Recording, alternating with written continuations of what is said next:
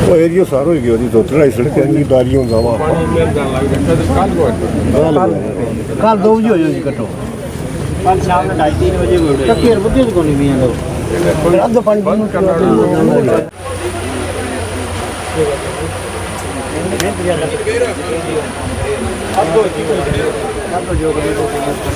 दसवीं बार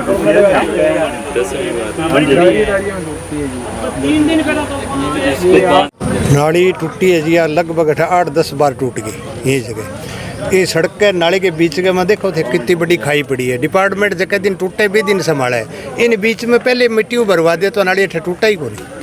आज नाली टूटी कम कम 1000 किलो नुकसान करिए। 2 महीना पहले टूटी जब एक लड़के की जान भी गई, पहले भी नुकसान करिया। देखो ना बीच के में कितनी दर्द पड़ी है, इन तो डिपार्टमेंट भरवा तो सका है।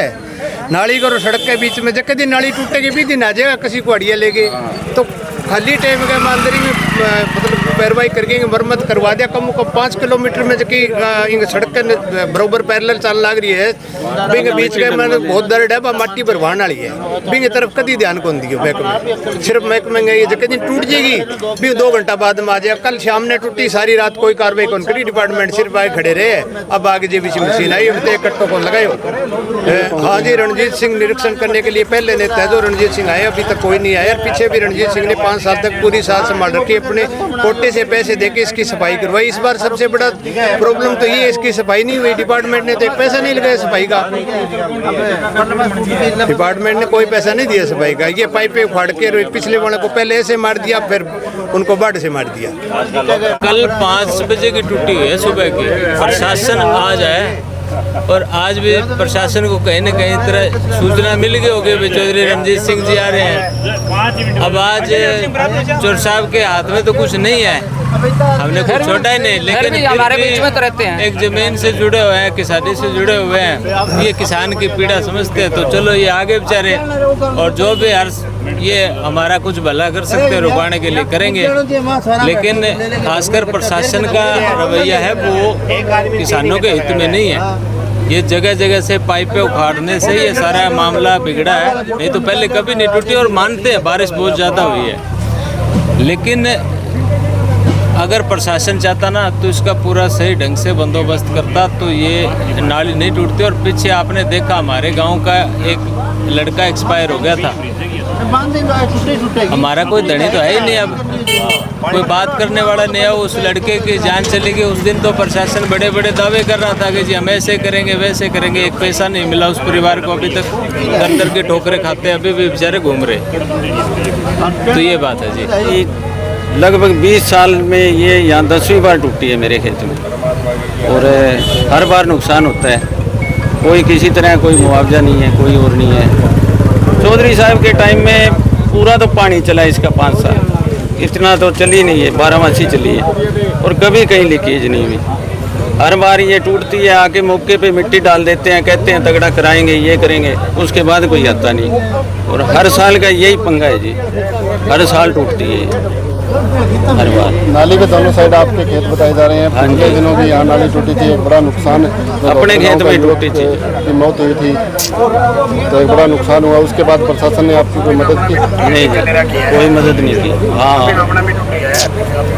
कोई प्रकार का प्रशासन के आए, पटवारी आए, कहते साइन कर दे, मिलना तो इसका कुछ है नहीं, धक्के से साइन ही करवा लेंगे, कहते इसका कुछ नहीं मिलता पलटी पानी का। लगातार यही सुन रहे हैं, डीसी तक ज्ञापन दिया है। सर प्रशासन के पास इसका समाधान है।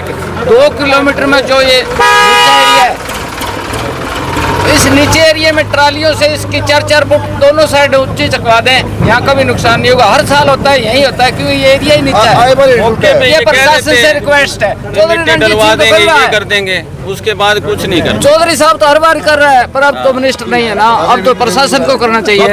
जी मेरी ठेका लेडी है जमीन 50,000 रुपये किलो, तो भी मट्टी भी गई है, मेरा नुकसान भी हुआ है, तो मेरा तो नुकसान ही है। वही है 50,000 रुपये किलो ठेका लेडी है, नरमो भी जीरो खुली गया, सारा बर्बाद हो गया। सरकार से क्या मांग है? सरकार से जो कोई हुआ तो मदद करो।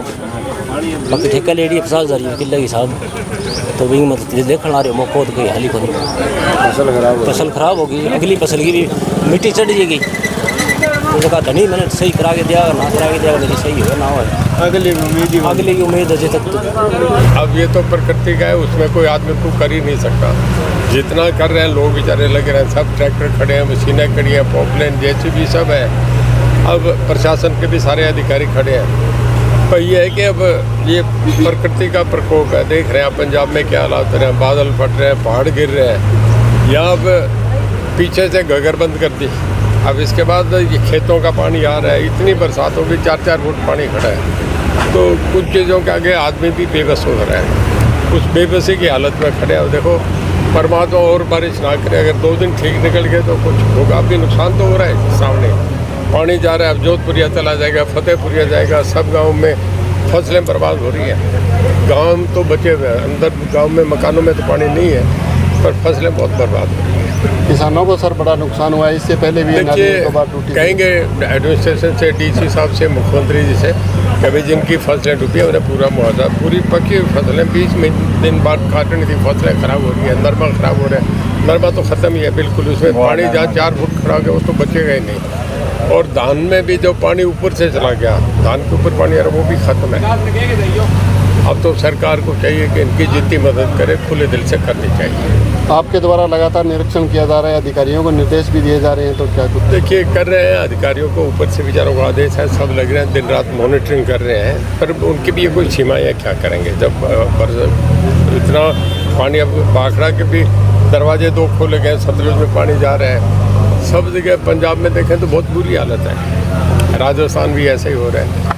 अब तो पता नहीं, कुछ लोगों ने भी प्रकृति के साथ जो छेड़छाड़ करे न, रास्ते बंद कर दिए, घग्गर तोड़ दिए, किन्हें कब्जे कर लिए, ये बातें भी आज हमें रीपे करना पड़ रहा है। जैसे बारिश वगैरह काफ़ी हुई है पिछले 2 दिन में, तो उसका थोड़ा ओवरफ्लो, सारी नहरें चल गई इस टाइम।